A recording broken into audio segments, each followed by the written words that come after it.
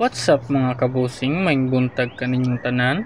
So karon mag-feeding ta sa atong mga ornamental fish nga naa diri sa atong area. So tara, kuyugi ko ninyo. So what's up mga kabusing, so anya gyapon ta diri sa atong area. So karon medyo kauwanon gamay. So karon oras na para mag-feeding ta sa atong mga ornamental fish diri sa atong area. So karon medyo minimal lang ang atong ilaw karon sa atong mga ornamental fish kay medyo bugnaw ang panahon. Wow!